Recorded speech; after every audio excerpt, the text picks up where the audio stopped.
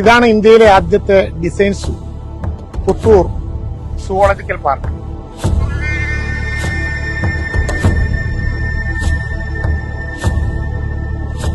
Australian സൂ ഡിസൈനറായിട്ടുള്ള John കോ തയ്യാറാക്കി കേരളത്തിന് ദീർഘകാലമായി ഒരു സ്വപ്നം ഈ ഗവൺമെന്റിന്റെ കാലത്ത് പൂർത്തീകരിക്കുകയാണ്.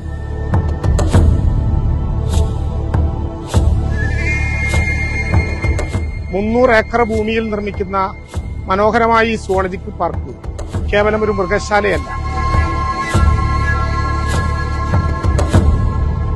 പ്രകൃതിയുടെ ആവാസ വ്യവസ്ഥയിൽ മൃഗങ്ങൾ എങ്ങനെ ജീവിക്കുന്നുവെന്ന് മനുഷ്യർക്ക് കാണാൻ കഴിയുന്ന ഒരു നേർക്കാഴ്ചയാണ് സുവോളജിക്കൽ.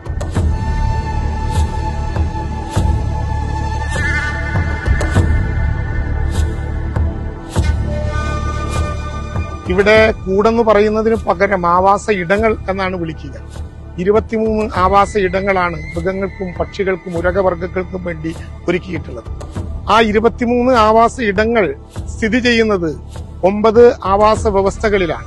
സൈലന്റ് വാലി ഇവിടെ രൂപാന്തരപ്പെടും, ഇരവിപുരത്തെ ഷോല സോൺ ഇവിടെ രൂപാന്തരപ്പെടും, കൻഹ സോൺ ഇവിടെ രൂപാന്തരപ്പെടും, ആഫ്രിക്കയിലെ സുളു ലാൻഡ് ഇവിടെ രൂപാന്തരപ്പെടും.